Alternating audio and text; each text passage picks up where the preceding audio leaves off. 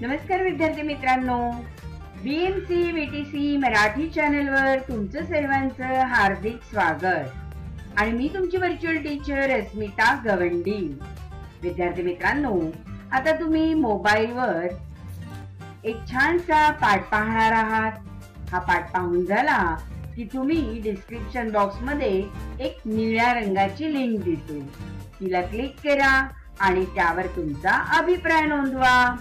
आणि हो, त्याचबरोबर डिस्क्रिप्शन बॉक्स मध्ये काही प्रश्न दिले आहेत, तर डिस्क्रिप्शन बॉक्स मध्ये दिलेल्या प्रश्नांची उत्तरे तुम्ही तुमच्या वहीत लिहा। विद्यार्थी मित्रांनो, लक्षात घ्या तुम्हाला काय काय करायचे आहे, तर संपूर्ण व्हिडिओ पाहायचा आहे। व्हिडिओ संपूर्ण पाहिला की डिस्क्रिप्शन बॉक्स क्लिक करा, त्यामध्ये असलेल्या लिंकवर तुमचा अभिप्राय द्या आणि प्रश्नांची उत्तरे लिहा। चला तर मग आता आपण पाठ पाहूया।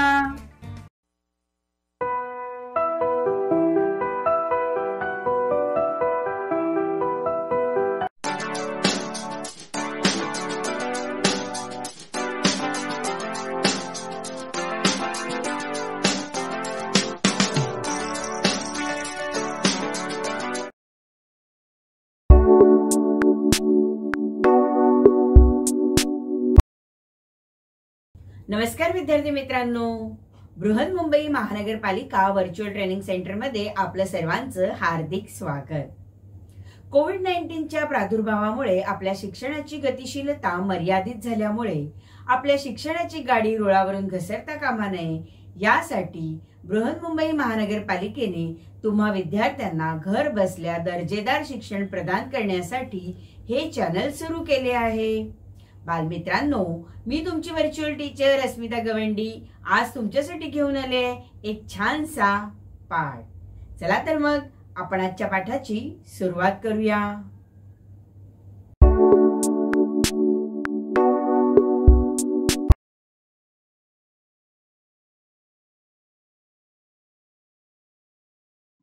पूर्व माध्यमिक शिष्यवृत्ती परीक्षा इयत्ता 8वी आणि आपला आजचा विषय आहे प्रथम भाषा मराठी। प्रथम भाषा मराठी यासाठी 25 प्रश्न असतील आणि त्यासाठी गुण आहेत 50। लक्षात घ्या विद्यार्थी मित्रांनो, 25 प्रश्न आणि 50 गुण हे प्रथम भाषा मराठीसाठी आहेत।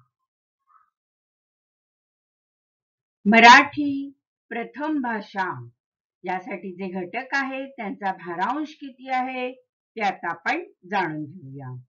मराठी भाषेचे घटक आहेत, पहिला घटक आकलन आणि या आकलनावरती 24% भारांश आहे आणि 6 प्रश्न विचारले जातील। दुसरा घटक आहे शब्द संपत्ती आणि शब्द संपत्तीला भारांश आहे 24% आणि 6 प्रश्नच विचारले जातील। पुढचा घटक आहे कार्यात्मक व्याकरण आणि त्यासाठी भारांश आहे 44% आणि 11 प्रश्न विचारले जाणार आहेत। आणि त्यानंतर पुढचा घटक आहे चौथा घटक मराठी भाषा सामान्य ज्ञान, म्हणजे मराठी भाषेवरील सामान्य ज्ञानाचे प्रश्न असतील आणि त्यासाठी भारांश आहे 8% आणि 2 प्रश्न विचारले जातील।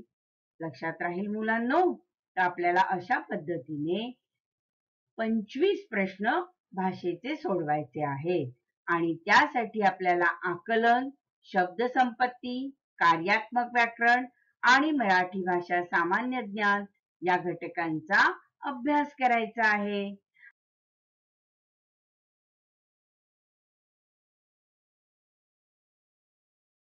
आज आपण तिसरा घटक पाहणार आहोत, कार्यात्मक व्याकरण आणि त्यासाठी भारांश आहे 44%। कार्यात्मक व्याकरण या अंतर्गत कोणकोणते घटक आहेत अभ्यासूया आपण। 1. वर्णविचार, 2. संधी व त्याचे प्रकार, 3 शब्दांच्या जाती, 4 लिंग, 5 वचन, 6 विभक्ती, 7 प्रयोग, 8 वाक्यांचे प्रकार, 9 विरामचिन्हे, 10 काळ, 11 समास, 12 अलंकार आणि 13 वृत्ते. या 13 घटकांचा अभ्यास आपण कार्यात्मक व्याकरण या अंतर्गत करणार आहोत आणि यासाठी एकूण 11 प्रश्न तुम्हाला परीक्षेला विचारले जातात. लक्षात घ्या विद्यार्थी मित्रांनो, कार्यात्मक व्याकरण याचा भारांश 44% आहे आणि सर्वात मोठा हा घटक आहे आणि त्याचा आपण विस्ताराने अभ्यास करणार आहोत. विद्यार्थी मित्रांनो, लक्षात घ्या 20% प्रश्नांचे 2 अचूक पर्याय. पूर्व माध्यमिक शिष्यवृत्ती परीक्षा इयत्ता 8वी स्तर यासाठीच्या प्रत्येक पेपरमध्ये कमाल 20% प्रश्नांच्या बाबतीत उत्तरांच्या 4 पर्यायांपैकी 2 पर्याय अचूक असतील ते दोन्ही पर्याय नोंदविणे बंधनकारक असेल. कार्यात्मक व्याकरण आणि कार्यात्मक व्याकरणामध्ये आज आपण अभ्यासणार आहोत 3.4 हा घटक लिंग विचार. विद्यार्थी मित्रांनो, आपण काही शब्द वाचूया. फळा, खुर्ची, डस्टर. आता हे जे 3 शब्द आहेत की नाही, या शब्दांच्या मागे किंवा या वस्तूंच्या मागे तो, ती, ते हे शब्द लावून आपल्याला लिंग ओळखता येतं. कसं पहा, तो फळा. तो फळा म्हटलं की लिंग कोणतं आलं फळ्याचं? पुल्लिंग. ती खुर्ची, आता काय समजते आपल्याला? ती खुर्ची म्हणजेच स्त्रीलिंगी रूप. आणि डस्टर, ते डस्टर म्हणजे नपुसकलिंग. यावरून आपल्याला तो, ती, ते या शब्दावरून त्या शब्दाचे लिंग ओळखता येते. आणखीन उदाहरण पहा. डोंगर, तो डोंगर पुल्लिंगी शब्द आहे. नदी, ती नदी स्त्रीलिंगी शब्द आहे. झाड, ते झाड. आता झाड हे कसं शब्द आहे? नपुसकलिंग. आता तुमच्या लक्षात आले की आपल्याला लिंग कसे ओळखता येईल. चला मग आता आपण लिंग म्हणजे काय आणि लिंग कसं ओळखायचं त्याचा नियम समजून घेऊया. लिंग नामाच्या रूपावरून ते नाम पुरुष जातीचे की स्त्री जातीचे आहे की दोन्हीपैकी कोणत्याच जातीचे नाही असे ज्यावरून कळते त्याला लिंग असे म्हणतात. चला तर मग आता आपण कोणकोणते लिंग प्रकार आहेत ते समजून घेऊया.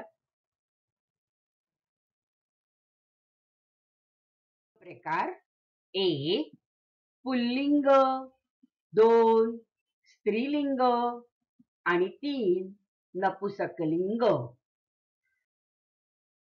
लिंग प्रकारातील पहिला प्रकार आहे पुल्लिंग.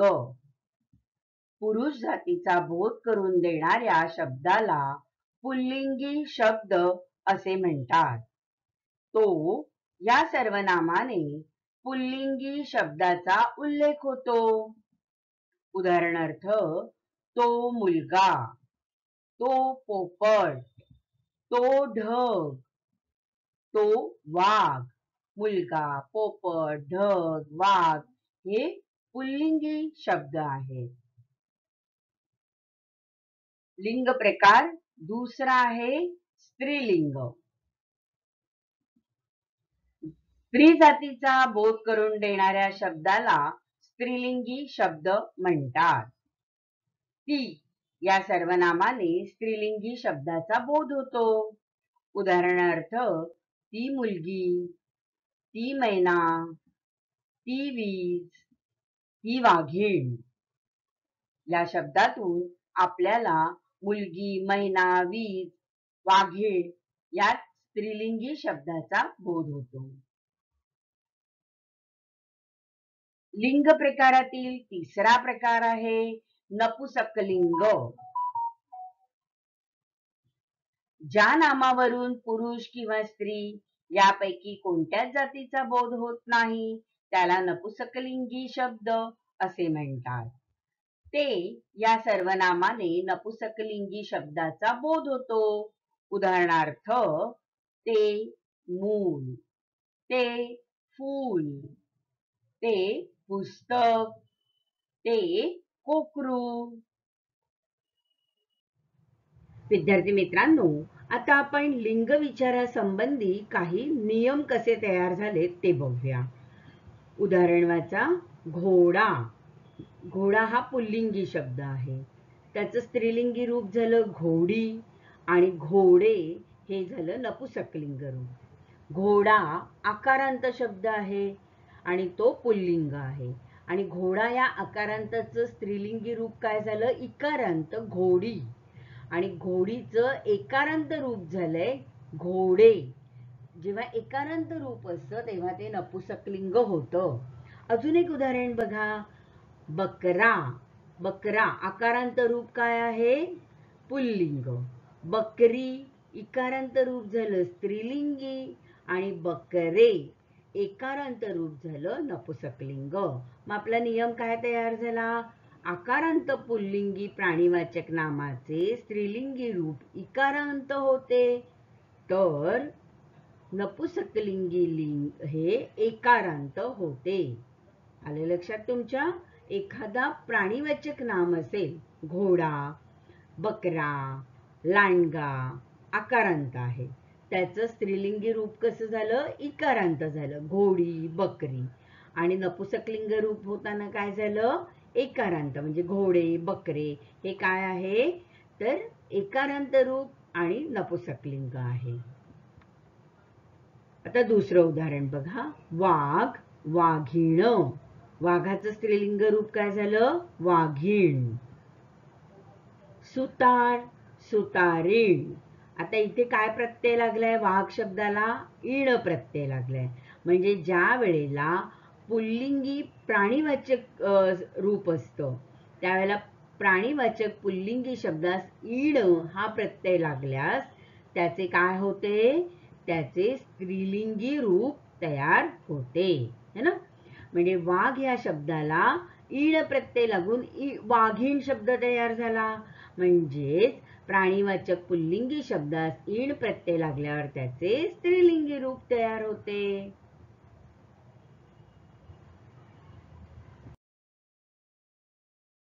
आणखीन काही नियम पहा काय काय आहेत ते.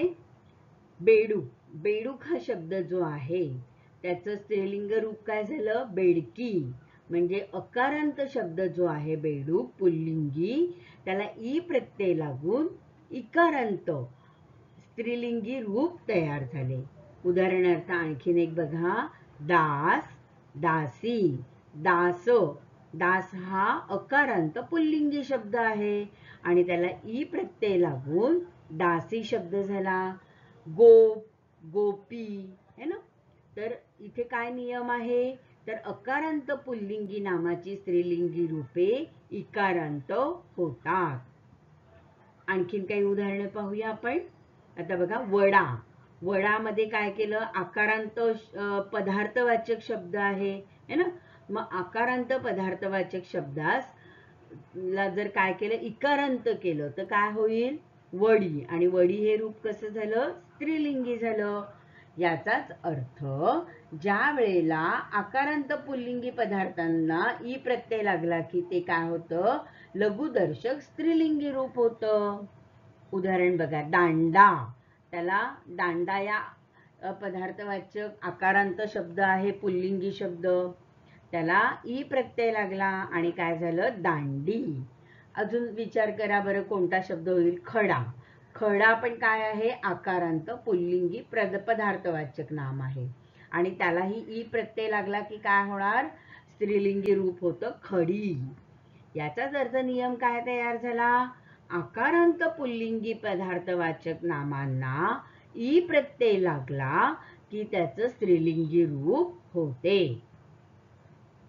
आता दुसरं उदाहरण बघा, विद्वान याचं काय रूप झालं, विदुषी.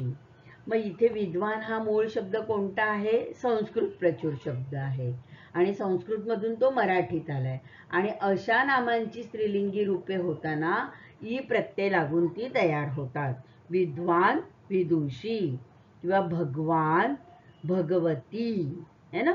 तर ही मूळ संस्कृत मधून आलेली, मराठीत आलेली नामांची रूपे आहेत. मग संस्कृत मधून मराठीत आलेल्या नामांची रूपे ई प्रत्यय लागून तयार होतात. अजून नियम आपण बघूया. पुढचा नियम काय आहे, उदाहरण वाचूया. बाप आई. आता बाप हा पुल्लिंगी शब्द आहे, आई हा स्त्रीलिंगी शब्द आहे. मग आता असे काही शब्द असतात, त्या शब्दांची स्त्रीलिंगी रूपे ही कशी येतात, स्वतंत्रच येतात. आणखीन एक उदाहरण बघा, राघू मैना. दोन्ही स्वतंत्र रूप आहेत है ना. म्हणजे काही शब्दांची स्त्रीलिंगी रूपे ही स्वतंत्र होतात. हा एक नियम झाला. आता आणखीन उदाहरण वाचूया. उदाहरण आहे साखर भात. साखर आणि भात असे दोन वेगळे शब्द आहेत, पण साखर भात हा एक झाला सामासिक शब्द. मग साखर भात या सामासिक शब्दामध्ये जो शेवटचा शब्द आहे भात, याचे जे लिंग आहे त्या लिंगानुसार संपूर्ण शब्दाचं लिंग ठरतं. मग संपूर्ण सामासिक शब्दाचे लिंग काय झाले, पुल्लिंग झाले, कारण भाताचं लिंग आहे पुल्लिंग म्हणून. आणखीन एक उदाहरण वाचूया आपण, मीठ भाकरी. मीठ भाकरी हाही सामासिक शब्द आहे, भाकरी हे स्त्रीलिंगी रूप आहे, म्हणून मीठ भाकरी हा सामासिक शब्द स्त्रीलिंगी आहे. मग आता इथे नियम काय तयार होणार, सामासिक शब्दांचे लिंग हे शेवटच्या शब्दाच्या लिंगाप्रमाणे असते. आता पुढचं उदाहरण वाचा. बूट म्हणजेच मराठी शब्द झाला जोडा. मग ज्या वेळेला असे परभाषीय शब्द असतात त्यावेळेला त्या परभाषेतून आलेल्या शब्दाचे लिंग हे त्याच अर्थाच्या मराठी शब्दाच्या लिंगावरून ठरते आणि म्हणून जोडा हा शब्द पुल्लिंग आहे, म्हणून बूट हे रूप या शब्दाचं लिंग कोणतं आहे, पुल्लिंग आहे. आता अजून एक शब्द वाचा, पेन्सिल म्हणजेच लेखणी. लेखणी स्त्रीलिंगी रूप आहे आणि मराठीत लेखणी स्त्रीलिंगी आहे, म्हणून परभाषेतील पेन्सिल या शब्दाचे ही लिंग कोणते आहे, स्त्रीलिंगी आहे. मग आता नियम काय झाला आपला, परभाषेतून आलेल्या शब्दाचे लिंग हे त्याच अर्थाच्या मराठी शब्दाच्या लिंगावरून ठरवतात है ना. आणखीन एक उदाहरण पहा बरं, की क्लास. क्लास हा शब्द काय आहे, त्याचं मराठी रूपांतर वर्ग होतो, माझा वर्ग, म्हणून क्लास या शब्दाचं लिंग ही काय झालं, पुल्लिंग झालं, कारण वर्गाचं रूप काय आहे, लिंग काय आहे, पुल्लिंग आहे. आता तुमचे नियम लक्षात आलेत का. लिंग प्रकाराचे काही संग्रहित शब्द वाचूया. पुल्लिंग शब्द, पंखा तो पंखा, डोंगर तो डोंगर, पुजारी, ढीग, थवा, कळप, समुद्र. आता काही आपण स्त्रीलिंगी शब्द वाचूया.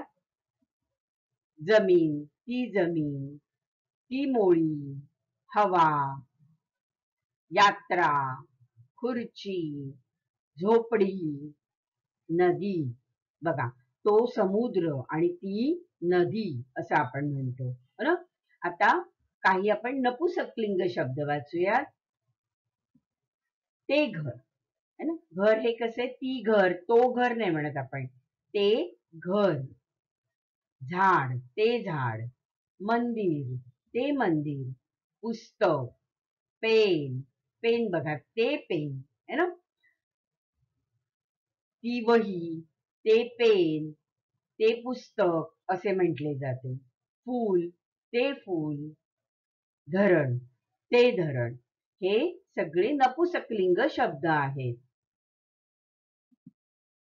काही संग्रही लिंग बदल होणारे शब्द वाचूया. पुल्लिंग, स्त्रीलिंग. बालक, बालिका. वर, वधू. राजपुत्र, राजकन्या. तेली, तेलीण. धोबी, धोबीण. मालक, मालकीण. कुंभार, कुंभारीण. आणखीन काही शब्द वाचा.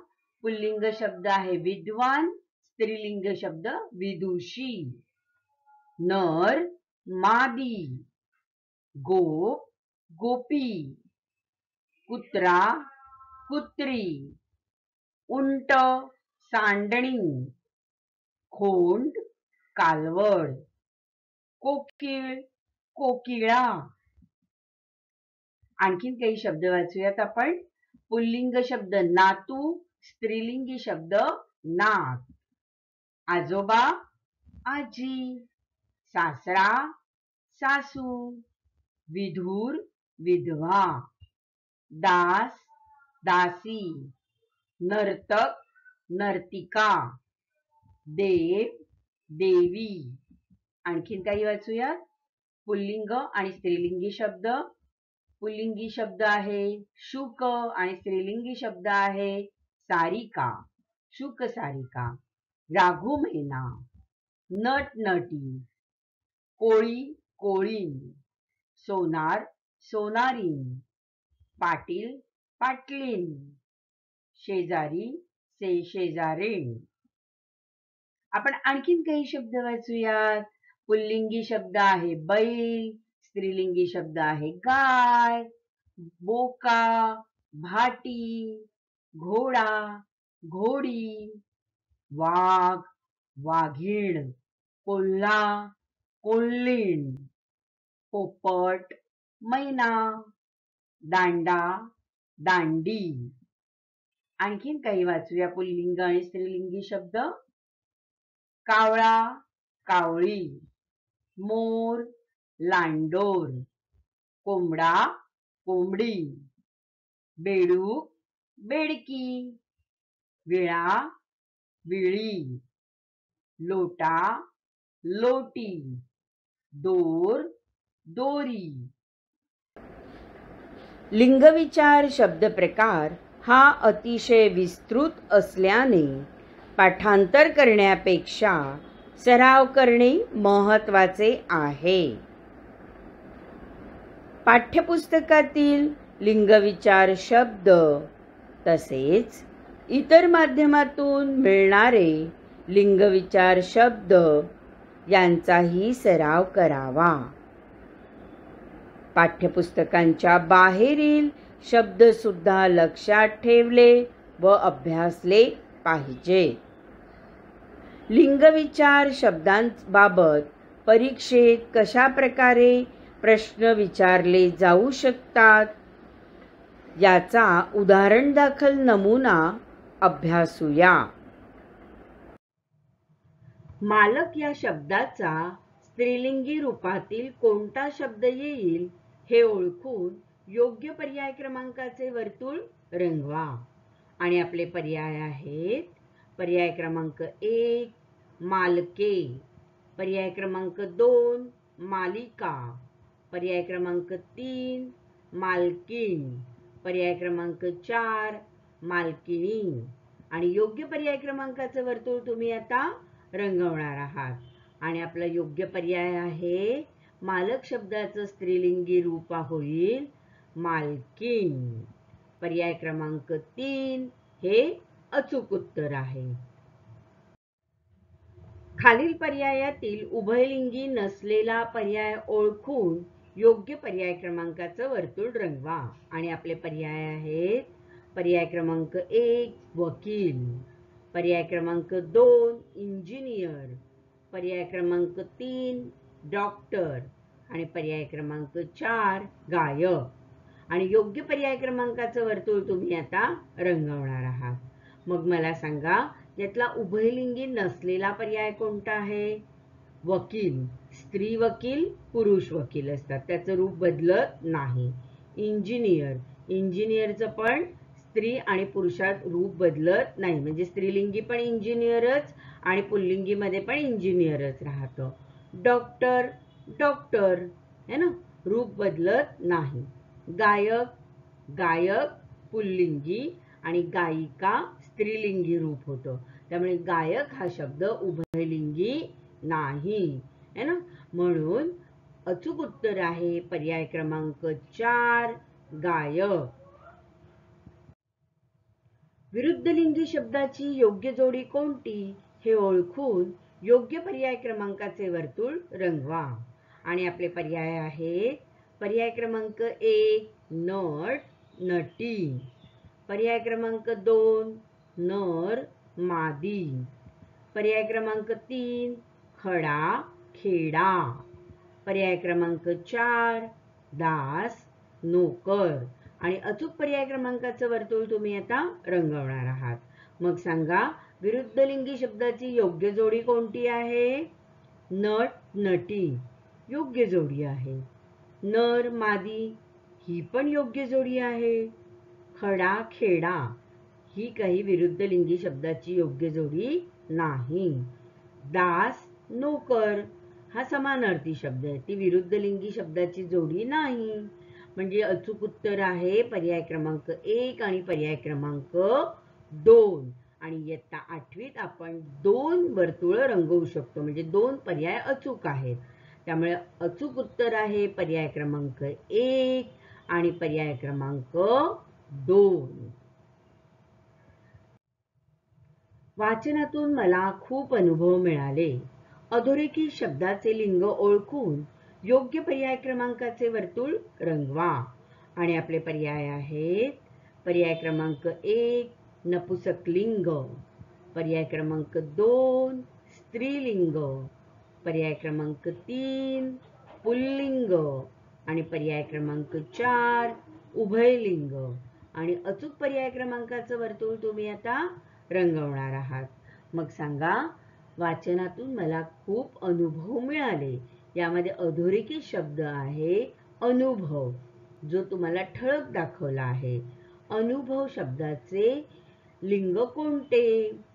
मला अनुभव मिळाले हे काय आहे? अनेक वचन आहे. खूप अनुभव मिळाले, पण मला एक अनुभव मिळाली, मिळाला काय येणार सांगा? मला अनुभव मिळाला. आणि म्हणून हे आहे पुल्लिंग. पर्याय क्रमांक 3 हे अचूक उत्तर आहे. छावा या शब्दाचे लिंग कोणते हे ओळखून योग्य पर्याय क्रमांकाचे वर्तुळ रंगवा.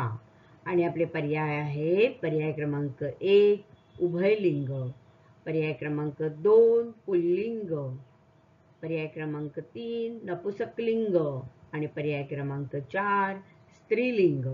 आणि अचूक पर्याय क्रमांकाचं वर्तुळ तुम्ही आता रंगवणार आहात. मग सांगा, अचूक उत्तर काय येईल? छावा, तो छावा, ती छावा की ते छावा? तो छावा. म्हणून अचूक उत्तर आहे पर्याय क्रमांक 2 पुल्लिंग. कुलूप या शब्दाचे लिंग कोणते हे ओळखून योग्य पर्याय क्रमांकाचे वर्तुळ रंगवा. आणि आपले पर्याय आहेत पर्याय क्रमांक 1 उभयलिंग, पर्याय क्रमांक 2 पुल्लिंग, पर्याय क्रमांक 3 स्त्रीलिंग आणि पर्याय क्रमांक 4 नपुसकलिंग. आणि अचूक पर्याय क्रमांकाचं वर्तुळ तुम्ही आता रंगवणार आहात. मग सांगा, कुलूप या शब्दाचे लिंग कोणते येणार? तो कुलूप, ती कुलूप, ते कुलूप, ते कुलूप. म्हणून अचूक उत्तर आहे पर्याय क्रमांक 4 नपुसकलिंग. कुलूप हा शब्द नपुसकलिंग आहे, ते कुलूप असं म्हटले जाते. खालीलपैकी स्त्रीलिंगी शब्द ओळखून योग्य पर्याय क्रमांकाचे वर्तुळ रंगवा. आणि आपले पर्याय आहेत पर्याय क्रमांक 1 चूल, पर्याय क्रमांक 2 मूल, पर्याय क्रमांक 3 फूल आणि पर्याय क्रमांक 4 पूल. आणि अचूक पर्याय क्रमांकाचं वर्तुळ तुम्ही आता रंगवणार आहात.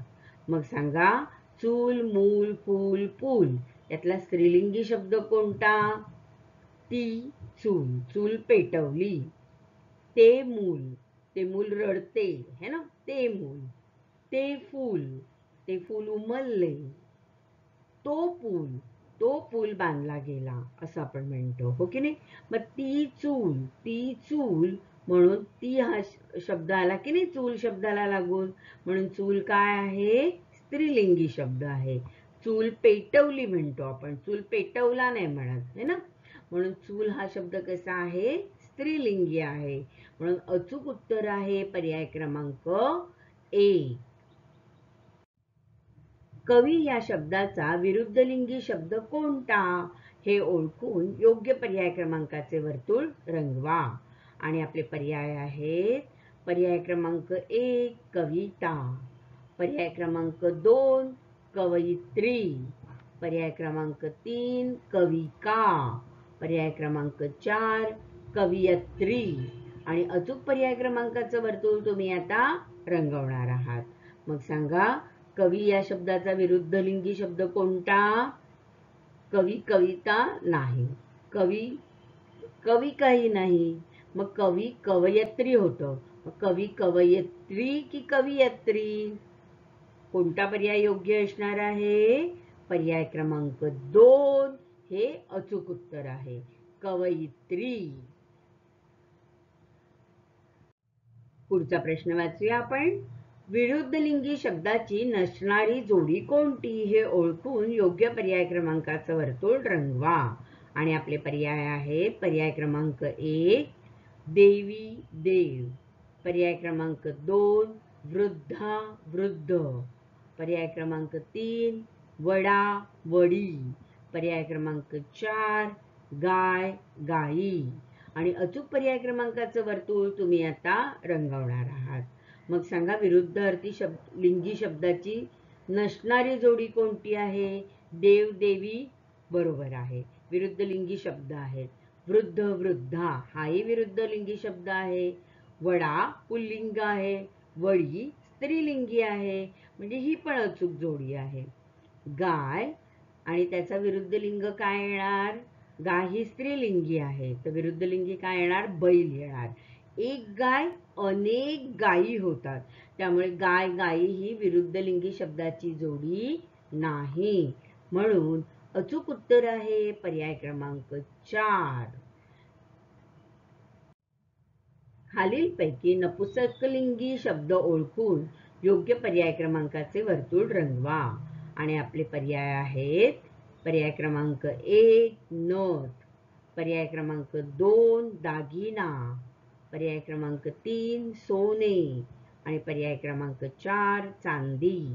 आणि अचूक पर्याय क्रमांकाचं वर्तुळ तुम्ही आता रंगवणार आहात. मग सांगा, नपुंसकलिंगी शब्द कोणता आहे यातला? ती नथ, तो दागिना, ते सोने, ती चांदी. ते सोने, ते सोने जेव्हा आपण म्हणतो तेव्हा ते काय आहे? नपुंसकलिंगी शब्द आहे. म्हणून अचूक उत्तर आहे ते सोने, पर्याय क्रमांक 3. पोर या शब्दाचे लिंग कोणते हे ओळखून योग्य पर्याय क्रमांकाचे वर्तुळ रंगवा. आणि आपले पर्याय आहेत पुल्लिंग, स्त्रीलिंग, नपुंसकलिंग की सर्व पर्याय बरोबर. आणि अचूक पर्याय क्रमांकाचं वर्तुळ तुम्ही आता रंगवणार आहात. ती पोर, तो पोर की ते पोर? बघा, तो पोर पण योग्य आहे म्हणजे पुल्लिंग आहे, ती पोर पण शब्द बरोबर आहे म्हणून स्त्रीलिंगही आहे, आणि ते पोर रडते म्हणतो तेव्हाही ते बरोबर आहे. याचाच अर्थ सर्व पर्याय बरोबर आहेत. पोर हा शब्द पुल्लिंग, स्त्रीलिंग, नपुंसकलिंग तिन्ही गटात मोडतो, म्हणून अचूक उत्तर आहे पर्याय क्रमांक 4. खालीलपैकी गटात न बसणारा शब्द ओळखून योग्य पर्याय क्रमांकाचे वर्तुळ रंगवा. आणि आपले पर्याय आहे पर्याय क्रमांक 1 बर्फी, पर्याय क्रमांक 2 पेढा, पर्याय क्रमांक 3 करंजी, पर्याय क्रमांक 4 बासुंदी. आणि अचूक पर्याय क्रमांकाचं वर्तुळ तुम्ही आता रंगवणार आहात. मग सांगा गटात न बसणारा शब्द कोणता आहे? ती बर्फी, तो पेढा, ती करंजी, ती बासुंदी. म्हणजे बर्फी, करंजी, बासुंदी हे स्त्रीलिंगी शब्द आहेत आणि पेढा हा पुल्लिंगी शब्द आहे. म्हणून पेढा हा लिंगाच्या नुसार या गटामध्ये बसत नाही. म्हणून अचूक उत्तर आहे पर्याय क्रमांक 2 पेढा. पुढचा प्रश्न वाचूया. खालीलपैकी पुल्लिंगी शब्द ओळखून योग्य पर्याय क्रमांकाचे वर्तुळ रंगवा. आणि आपले पर्याय आहेत पर्याय क्रमांक 1 कागद, पर्याय क्रमांक 2 पुस्तक, पर्याय क्रमांक 3 वही आणि पर्याय क्रमांक 4 खडू. आणि अचूक पर्याय क्रमांकाचं वर्तुळ तुम्ही आता रंगवणार आहात. मग सांगा योग्य पुल्लिंगी शब्द कोणता आहे? सगळे शब्द आपण वाचून पाहूया. कागद, तो कागद, पुस्तक, ते पुस्तक, वही, ती वही, खडू, तो खडू. कागद आणि खडू याला कोणतं सर्वनाम लागलं? तो खडू, तो कागद. म्हणजे हे दोन शब्द कसे आहेत? पुल्लिंगी आहेत. आणि पुस्तक, ते पुस्तक नपुसकलिंगी आहे आणि वही, ती वही म्हणून वही सुद्धा नपुसकलिंगी आहे. म्हणजे योग्य उत्तर कोणतं आहे? कागद आणि खडू. पर्याय क्रमांक 1 आणि पर्याय क्रमांक 4 ही दोन उत्तरं अचूक आहेत. खालीलपैकी गटात न बसणारा शब्द ओळखून योग्य पर्याय क्रमांकाचे वर्तुळ रंगवा. आणि आपले पर्याय आहेत 1 आंबा, पर्याय क्रमांक 2 फणस, पर्याय क्रमांक 3 चिकू, पर्याय क्रमांक 4 सफरचंद.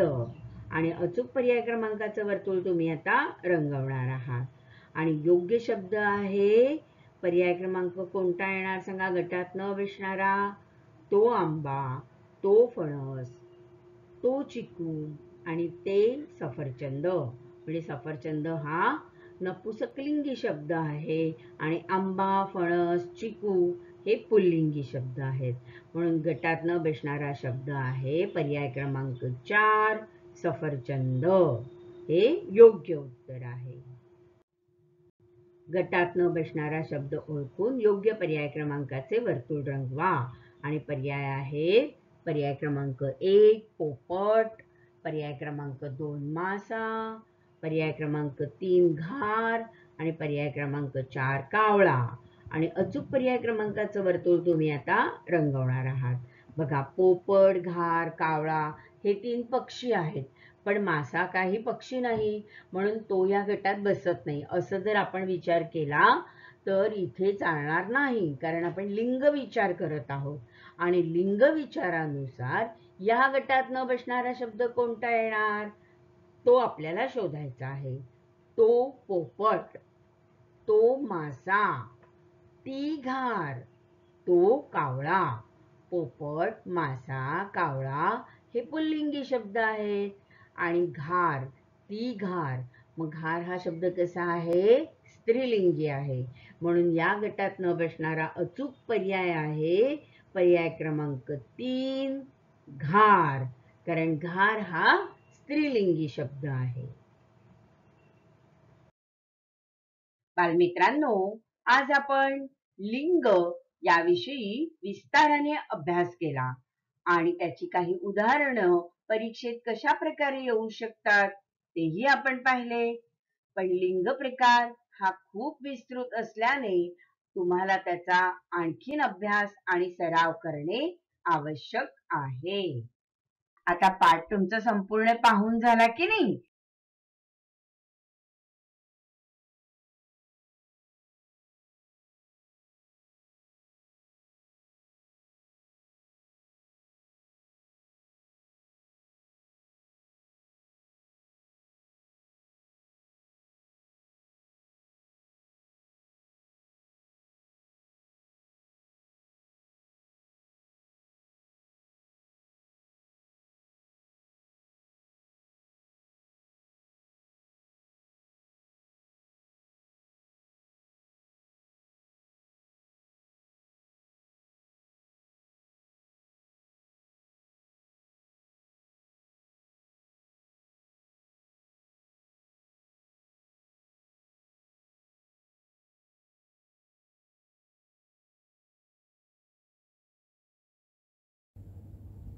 बालमित्रांनो, कसा वाटला तुम्हाला माझा आजचा पाठ? आवडला ना? नक्कीच आवडला असणार. मग तुम्हाला माझे असे छान छान पाठ पाहायचे आहेत का? तर तुम्ही हे चॅनल सबस्क्राईब करा. आणि हो, तुम्हाला जर पहिल्यांदा नोटिफिकेशन हवं असेल तर बेल आयकॉनला क्लिक करा. आणि तुमच्या जर काही कमेंट्स असतील तर खाली दिलेल्या कमेंट बॉक्समध्ये नक्की लिहा. आता आपण इथेच थांबणार आहोत. धन्यवाद. मित्रांनो, आता आपण इथेच थांबणार आहोत. धन्यवाद.